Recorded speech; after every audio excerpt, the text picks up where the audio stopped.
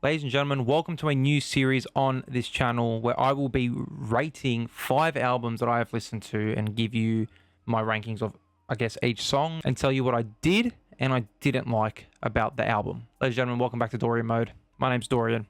This channel's all about music, and I thought to get some more consistent uploading, I should say, or more frequent uploading, I'll do a series where I'm just listening to albums for the first time that I've listened to, and I'm going to tell you why. And there's not really going to be a theme for a lot of the other episodes. For this one there is, and I guess even the next one there also is. There is a theme for those two in terms of the type of album it is, but overall there's going to be no theme for these episodes. And then maybe one day or at the end of the year I will rank my top 10 albums I listen to at the end for this whole year. Why am I doing this? Well, I really only listen to about 3 artists, and I've been wanting to push out my music taste. So listening to whole albums, finding songs I like, putting them in my playlist, blah, blah, blah, rating them out of 10, and doing all that is something I thought not that I had to do, but that I wanted to do so I can expand my music taste. If there's any albums you want me to listen to, put in the comments and I will respond with either I have listened to the album or I haven't listened, and I will be adding that to my library. I can tell you right now, there's probably a lot that I haven't listened to. And I don't care what genre, except for country and like EDM rave. I don't want to hear that. But you can chuck a country one in, sure. But yeah, like and subscribe, and let's just get into it. I have actually listened to 1, 2, 3, 4, 5, 6, 7, 8, 9. I've actually listened to 9 albums since I had the thought of ranking each album that I do listen to.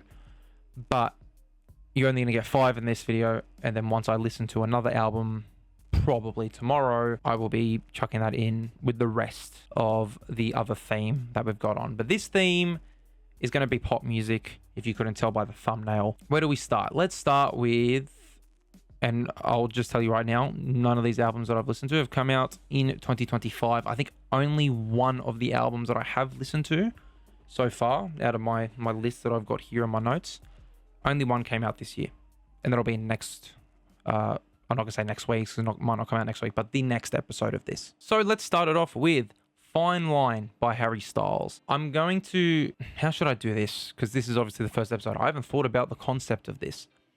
I'm guessing I'll just go through each song, and if I did like it or if I didn't like it, and then I'll give you my album rating at the end, I suppose, is what I'll do. We'll start off Fine Line. First song in the track list is Golden, and I think Golden is fantastic. I've listened to Golden before. I think a couple of these songs I have listened to before, like Watermelon Sugar, obviously, Adore You, Lights Up, Sunflower Volume 6, and Golden. They're really the only songs I had listened to. And yeah, as I said, Golden being one of them, I gave it a 9 out of 10. I think it's a fun song. It's a great opener as well for this album, and it's just a nice, it's like an upbeat, catchy song. I do like this. I do like it a lot. After that is probably the most popular song off that album. Let me double check my facts here. Yes, it is. It's the second most popular song ever. It is Watermelon Sugar. Obviously, it's a great song. I don't think it's as good as a lot of people would think it is. I have it as an 8 out of 10, but there is a reason why it's popular. It's like saying, for example, Stressed Out by 21 Pilots. I don't think it's like a 10 out of 10. I'd probably give it an 8 or 8.5, but I can see why a lot of people do love it, and I can see why a lot of people do enjoy it. Like a lot of this album is, it's catchy. But you know, kids won't really understand the hidden meanings of a lot of these songs on these albums, and also the next album I'll talk about. But overall, great song. I'm out of focus. That's good. And then next up is my tied favorite song on the album, but at the same time, I think I would put it second. It is Adore You. I think out of all the songs that have hit over 1 billion streams on this album, which is only 3 of them, this is my favorite of the 3. Those 3 being Watermelon Sugar, Adore You, and Falling. Yeah, 9.5 out of 10. I think it's a fantastic song, and we're going to leave it at that because there's a lot of songs to get through. Next up, Lights Up. I gave it 8 out of 10. Great track. 8 out of 10. How my rating system works, by the way, is anything from an 8.5 and above will go onto my main playlist, and anything that's an 8, maybe sometimes a 7.5, will go onto my secondary playlist. So I'm not going to link that playlist because it changes basically every day, and it's my playlist, so screw you. But anyways, 8.5. Next up, Cherry is the lowest rated song for me on this album at a 6 out of 10. I just don't like its placement in the album, which is the real reason why it's a 6 out of 10. Like, the song's fine, like it can pass as a 7 or 7.5, but just the placement being after, you know, Adore You and Lights Up, it's like, oh, okay, we're going slower now. Okay, that's fine. But for me, I think it just fell out of place. And once again, same thing with Falling at song number 6. I gave it a 7 out of 10. Now, it is the third most popular song on the album, and I don't know why. I don't know why. Like, it's, once again, it's an okay song, but it's, for me, nothing out of worldly. Then you have To Be So Lonely at a 7.5 out of 10 for me. And then you've got my favorite song on the album, She. I'm not going to say too much as to my history with this song. All I'll say is a certain someone told me to listen to it one day, and I was like, nah, and they gave me the reason why they liked this song, and, you know, what they wanted from the song, I should say. And she was 100% right, and there's no way to fault it. I was just a fucking idiot because I was listening to Juice WRLD and stuff like that, so my mind was just like shut off from pop music, or that, yeah, like pop music basically. But She is a fantastic song. It is by far my favorite song on this album. It's a 9.5 out of 10. I didn't give it a full 10 out of 10, but a 9.5 out of 10 is still very, very good. The story, but in between the song, the breakdown part in the last 2 minutes, I want to say, maybe minute 30, is just fantastic, and it definitely sets the mood for what it's trying to go for. And yeah, just fantastic song. And then you follow that up with Sunflower Volume 6, which is another phenomenal song. It gets an 8.5 out of 10 for me. I have, as I said, listened to this song in the past, but I still like it to this day. So that's great. And then you had Canyon Moon at a 7 out of 10. And I'm going to just skip past that one. And then Treat People With Kindness is a 7.5 as well. Skip past that one. And you got Fine Line at an 8 out of 10, which is what the album's obviously named after. I think strong start, I don't know why my camera's not focusing, but strong sort of 6/8 of the album, if that makes sense. Like, you had like the strong first 4, for me, a bit of a lackluster 3, strong 2, decent finish. You know, that's how I would describe Fine Line. And as an average between all my ratings, because I rounded up, 8 out of 10 is what I give Fine Line. Next up, let's go to Short and Sweet by Sabrina Carpenter. She's by far just one of the probable most popular artist on planet Earth at the moment, really. Has her deluxe album come out yet? Because I'm recording this maybe a day before it comes out. Yeah, literally a day. I'm like recording this a day before it comes out. So, 15 minutes, Please, Please, Please with Dolly Parton. Couldn't make it any harder. Busy Woman and Bad Reviews will not be rated on this, but I don't think it makes much of a difference anyway, because this album is, once again, very, very good. Starts off with Taste. I mean, once again, I think a lot of kids will not know the meaning behind basically every single one of these songs, but she's just killing it, man. So good on her. 8.5 out of 10 for Taste. Please, Please, Please as well. 8.5 out of 10. Which one do I prefer out of the two? Probably Please, Please, Please. Next up, Good Graces. I give an 8 out of 10. Thought it was good. Thought it was fine. And you got Sharpest Tool at a 7. So a little bit of a fall off. And same with Coincidence. I give it a 7.5. Bit of a fall off. But then Bedchem is a 10 out of 10 song. The backing track, I should say, the music in the background, sounds like it's out of the late 90s or the early 90s. Actually, I might have just dated myself, but like, you could probably hear Tupac just spitting over a track like that.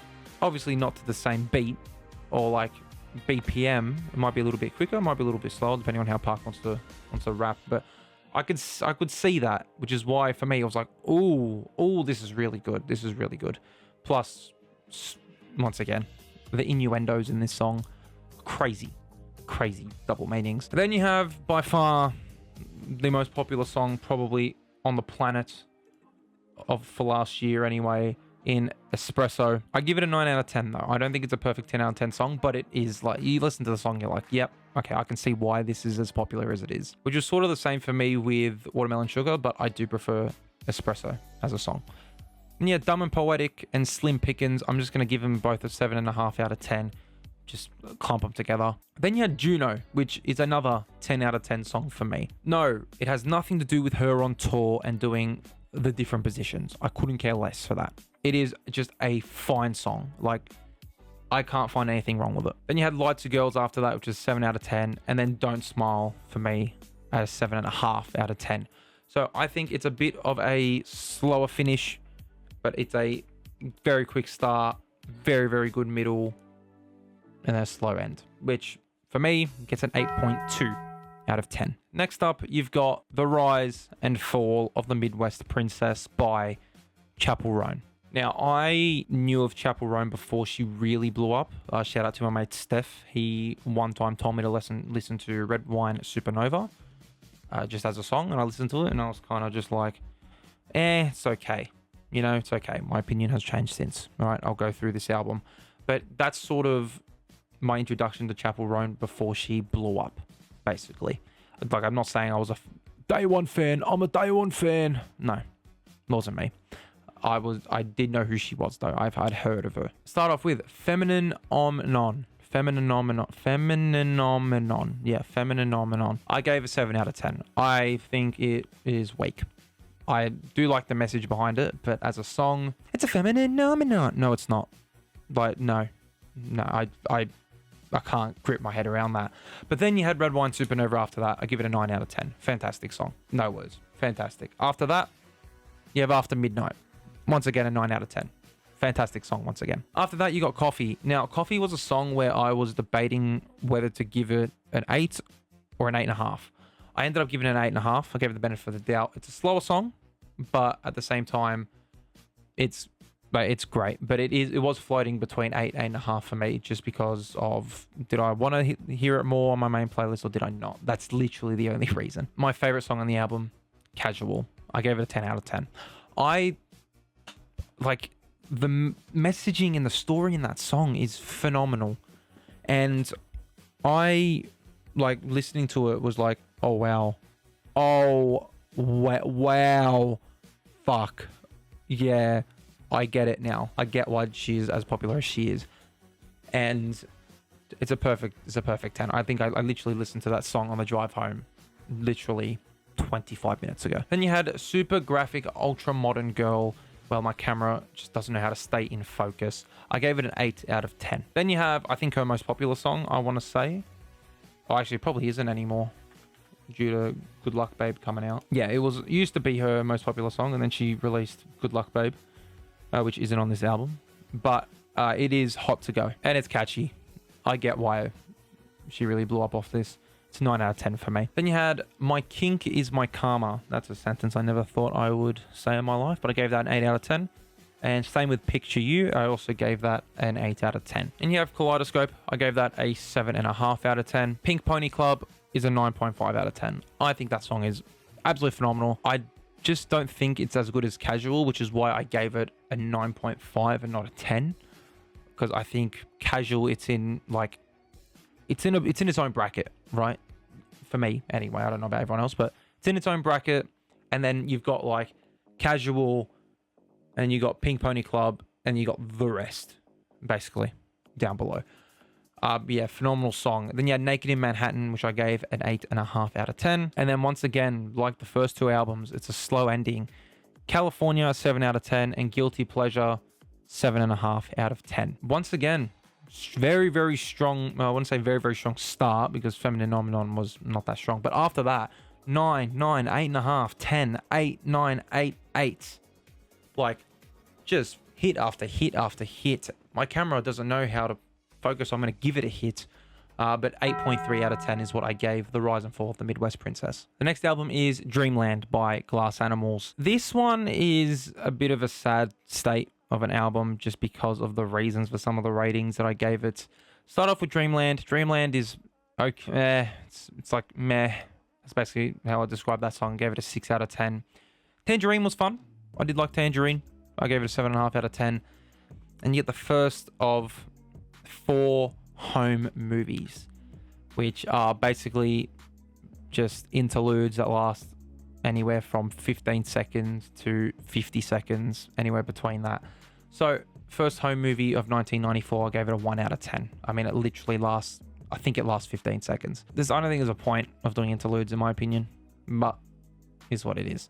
Then you had Hot Sugar, 9 out of 10. So you go from a 1 out of 10 to a 9 out of 10. I do think Hot Sugar is phenomenal and there's really nothing else to say. And you had another home movie of BTX. I gave it a 2 out of 10. Why? It's a little bit longer than 1994. It's not that much longer. It's like 30 seconds, I think, but is what it is. Then you had Space Ghost, Coast to Coast.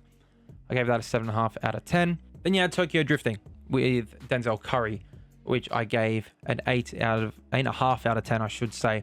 I would have wished that Denzel Curry's feature was a little bit longer than it was, because that whole sort of start of the song, which is why it's only 8.5, is sort of just like, what are we doing here? Like, it's good, but it's like, okay. Then the beat drops, Denzel comes in, and then they spit together. So 8.5 out of 10 seems fair for it. That was another song that I was like, oh, I'm going to give an 8 or an 8.5. What am I doing here? What am I doing? Once again, I gave it the benefit of the doubt. You had Melon and the Coconut. What the fuck is this song? 5.5 out of 10 is what I give it. Then you had Your Love, or Deja Vu as well in brackets. I gave it 9 out of 10. After that, Waterfalls Coming Out Your Mouth, 8.5 out of 10. Decent, decent middle part we've got going here. It's also incredibly loud, 7.5 out of 10. And then you put another home movie there. Home movie called Rockets, 3 out of 10. Once again, it's a little bit longer. I think this is the 50-second one, or around about that. Then you had Domestic Bliss at a 7 out of 10. And then by far the best song on the album, like not even close. Everyone knows this song. It's Heat Waves, 10 out of 10. This song got me through COVID, really. So shout out to Heat Waves, shout out to FIFA 20, and shout out Glass Animals for making one good song on this album, or one fantastic song on this album, I should say. Then you have another home movie after that. Show's On, 2 out of 10. That's just, it just is what it is. And then you ended off with Helium at a 7 out of 10. This album, its highs were high, its lows were low. 6.3 out of 10. Not great. I do want to listen to their other album, though. The other one that they released, which is... Actually, they just released another album last year. But I was thinking of the one actually before it, How to Be a Human Being, is the one I actually want to listen to as well. I do know a song off there. They released... Oh my god. They released a Bonus Levels 2.0, where they added... Oh, well, they added I Don't Want to Talk, I Just Want to Dance. That's okay, that's fair. Then you had the real life edition of Dreamland. Jesus Christ, they're living off of that one album. Holy. Then they did release a new album last year called I Love You So Fucking Much. Fair enough, right? But Dreamland, without the 2.0 bonus and stuff like that, this is just the basic version of Dreamland. 6.3 out of 10. And now I'm sort of stuck as to what to put as my 5th song on this episode, because I actually do have 5 for not tomorrow, but for the next episode. I guess I'll go with Good Girl Gone Bad by Rihanna. It's a classic. It's one that I've never listened to, but I knew obviously the hits, like the first song, Umbrella, 9 out of 10. I can't help but think of Drifting in My Capella, which is why I'll kind of want to listen to this song more, so I can get that song out of my head. Then you had Push Up On Me. I gave it 8 out of 10. Then you have Don't Stop the Music at a 9 out of 10. Once again, it's a song I knew going into it. I think there's a reason why it's as popular as it is. Then you had Breaking Dishes. I gave it a 7.5 out of 10. Shut Up and Drive, I think, is a little bit overrated. I still gave it an 8 out of 10, but a lot of people love that song and I don't know why. It's like the opposite effect of like Hot to Go and Espresso. It's like the opposite effect. Then Hate That I Love You featuring, who's the feature again? Featuring Neo. I gave that an 8.5 out of 10. Then you have Say It, which I also gave an 8.5 out of 10. Sell Me Candy, 8 out of 10. Same with Let Me Get That, 8 out of 10. Same with Rehab, 8 out of 10. Like, this album it's just like great song after great song after great song after great song. Like, there's real no no L's except for Question Existing, which I gave a 7 out of 10. Then you had Good Girl Gone Bad, which is the title of the album, 8.5 out of 10. And then by far my favorite song on the album in Disturbia, which is honestly why I wanted to listen to the album in the first place, because I really do like Disturbia. And I was like, you know what? I'm listening to the whole album because I've never done that. And I'm glad I did, because there are a lot of good songs on this album, including Take a Bow, which I gave a 8 out of 10. And then If I Never See Your Face Again, featuring Maroon 5, 8.5 out of 10. In total, the album is also an 8.3, just like the Rise and Fall of the Midwest Princess. Will there ever be an album that is, you know, a straight 10 out of 10, or that's higher than 8.5? Maybe, but not for this episode. So, ladies and gentlemen, let me know if, you know, once again, albums you want me to listen to. But for now, that's it. See you guys all for the next episode. Bye for now.